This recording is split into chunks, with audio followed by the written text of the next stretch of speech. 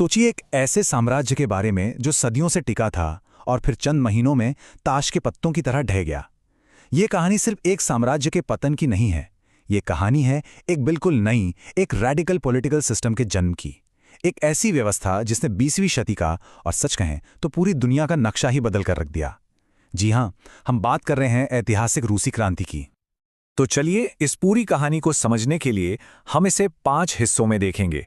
पहले बात करेंगे उस बारूद के ढेर की जिस पर रूस बैठा था। फिर देखेंगे 1905 की ड्रेस रिहर्सल को। इसके बाद जानेंगे कि कैसे पहले वर्ल्ड वॉर ने ताबूत में आखिरी कील ठोकी।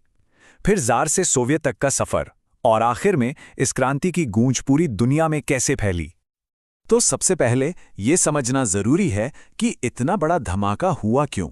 इसके लिए हमें 20वीं सदी की शुरुआत के रूस में चलना होगा, जहां एक विशाल साम्राज्य दरअसल असमानता की एक बेहद कमजोर नींव पर खड़ा था। और ये जो तस्वीर है ना, ये उस वक्त की असलियत को साफ दिखाती है। सोचिए, देश के लगभग 80% जमीन पर सिर्फ मुट्ठी भर अमीर लोगों और चर्च का कब्जा था, और बाकी मतलब करोड़ों किसान जो दिन रात उसी जमीन पर मेहनत करते थे, उनके हिस्से में आता था सिर्फ 20%। ये सिर्फ एक आंकड़ा नहीं है, ये एक बहुत बड़े असंतोष की जड़ थी। मतलब समाज दो हिस्सों में बटा हुआ था। एक तरफ थे जार और उनके कुलीन दरबारी, जिनके पास बेहिसाब दौलत और ताकत थी, और जो मानते थे कि उन्हें राज करने का दैवीय अधिकार मिला है। और दूसरी तरफ थे करोड़ों किसान और मजदूर जो गरीबी में जी रहे थे, जिनके पास अपनी जमीन नहीं थी और ना ही कोई बुनियादी अधिकार। ये जो खाई थी ना, ये लगातार गहरी होती जा रही थी और अंदर ही अंदर एक गुस्सा पनप रहा था। तो कुल मिला के माहौल कैसा था? एक तरफ एक निरंकुश जार था जिसकी शक्ति पर कोई लगाम नहीं थी। सरकार में ऊपर से नीचे तक भ्रष्टाचार फैला हुआ था। शहरों में मजदूरों का शोषण हो रहा था, गांव में किसान जमीन मांग रहे थे। और इन सबके बीच यूरोप से लिबरल और सोशलिस्ट जैसे नए नए विचार भी फैल रहे थे। मतलब एक तरह से क्रांति के लिए सारी सामग्री तैयार थी, बस एक चिंगारी की देर थी। और वो चिंगारी लगी 1905 में। ये वो साल था जब जार की सत्ता में पहली बड़ी दरार पड़ी। इसे अक्सर 1917 की क्रांति की ड्रेस रिहर्सल भी कहा जाता है। तो हुआ ये कि 1904-05 में रूस एक छोटे से देश जापान से युद्ध हार गया। ये एक बहुत बड़ी बेइज्जती थी। इसी के बाद जनवरी 1905 में हजारों लोग शांति से अपनी मांगें लेकर जार के महल की तरफ बढ़े और उन पर गोलियां चलवा दी गईं। इसे खूनी रविवार कहा गया। इस घटना के बाद इतना दबाव बना कि जार को अक्टूबर में एक संसद, जिसे ड्यूमा कहते हैं, बनाने का वादा करना पड़ा। लेकिन ये वादा भी खोखला निकला। जार ने बार बार ड्यूमा को भंग किया और सारी ताकत अपने ही पास रखी। लोगों का भरोसा पूरी तरह से टूट चुका था। ये जो खूनी रविवार था ना, ये सिर्फ एक नरसंहार नहीं था। इसने उस छवि को हमेशा के लिए तोड़ दिया जिसमें जार को लोगों का पिता माना जाता था। रिश्ते में जो थोड़ी बहुत वफादारी बची थी, वो नफरत में बदल गई, और जार के झूठे वादों ने साम्राज्य को अंदर से और भी खोखला कर दिया। अब बस एक आखिरी और जोरदार झटके की जरूरत थी जिस पूरे ढांचे को गिरा दे। और वो आखिरी घातक झटका आया पहले वर्ल्ड वॉर के रूप में। अगर 1905 की घटना एक चिंगारी थी, तो वर्ल्ड वॉर उस आग पर डाले गए पेट्रोल जैसा था। इसने एक ऐसी तबाही मचाई जिसे जार का पुराना शासन झेल ही नहीं पाया। जरा इस आंकड़े पर गौर कीजिए। फरवरी 1917 तक करीब 6 लाख रूसी सैनिक मारे जा चुके थे। ये सिर्फ एक नंबर नहीं है, ये लाखों परिवार थे जो तबाह हो गए। देश का मनोबल पूरी तरह टूट चुका था। लोग अब जार के लिए नहीं लड़ना चाहते थे। और इसका असर सिर्फ जंग के मैदान पर नहीं था। देश के अंदर हालात बद से बदतर हो गए थे। सेना को भारी नुकसान हो रहा था। शहरों में खाने और ईंधन की जबरदस्त किल्लत हो गई थी। महंगाई आसमान छू रही थी। अर्थव्यवस्था ढह चुकी थी।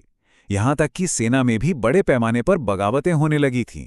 सरकार पर से लोगों का भरोसा पूरी तरह उठ चुका था। तो अब हम आते हैं 1917 पर, और यहां कहानी और भी दिलचस्प हो जाती है, क्योंकि इस एक साल में एक नहीं बल्कि 2 क्रांतियां हुई जिन्होंने इतिहास का रुख हमेशा के लिए बदल दिया।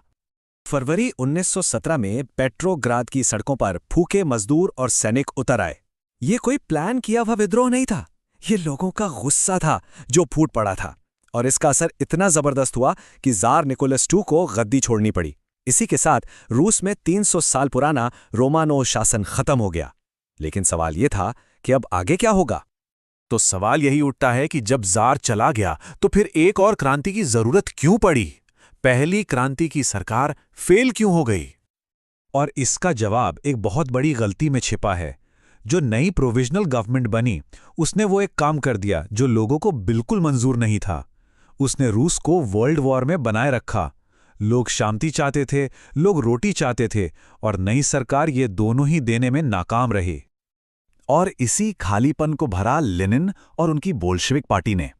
उन्होंने लोगों को एक बहुत ही साफ और सीधा विकल्प दिया। उन्होंने कहा, मजदूरों और किसानों का उत्पादन पर नियंत्रण होगा। हम तुरंत वर्ल्ड वॉर से बाहर निकलेंगे। सारी जमीन किसानों को दी जाएगी और रूस में रहने वाली सभी राष्ट्रीयताओं को बराबर के अधिकार मिलेंगे। ये एक बहुत शक्तिशाली संदेश था। और फिर अक्टूबर में बोल्शेविकों ने इंतजार नहीं किया। उन्होंने एक सुनियोजित तख्तापलट में प्रोविजनल गवर्नमेंट को हटाकर सत्ता पर कब्जा कर लिया। ये थी 1917 की दूसरी क्रांति, और इसी के साथ दुनिया के पहले कम्युनिस्ट राज्य की स्थापना हुई। लेकिन सत्ता हासिल करना एक बात थी और उसे बनाए रखना बिल्कुल दूसरी। ये तो बस शुरुआत थी।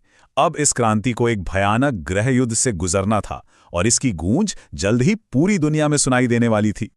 सत्ता पर कब्जे के फौरन बाद देश एक भयानक सिविल वॉर में घिर गया। एक तरफ थी बोल्शेविकों की रेड आर्मी, जो इस नए सोवियत राज्य को बचाना चाहती थी, और दूसरी तरफ थी व्हाइट आर्मी, जिसमें जार के समर्थक, अमीर जमींदार और कई दूसरे ग्रुप शामिल थे। और हाँ, व्हाइट आर्मी को अमेरिका, ब्रिटेन और फ्रांस जैसी बाहरी ताकतों का भी समर्थन हासिल था।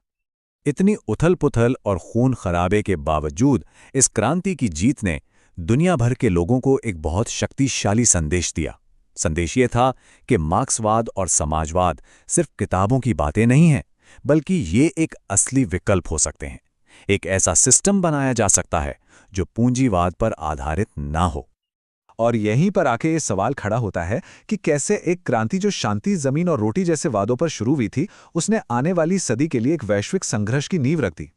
क्योंकि इसी जीत ने सोवियत संघ के रूप में एक नई सुपर पावर को जन्म दिया, जो पश्चिम का वैचारिक दुश्मन बना। और यहीं से वो टकराव शुरू हुआ जिसे हम सब कोल्ड वॉर के नाम से जानते हैं।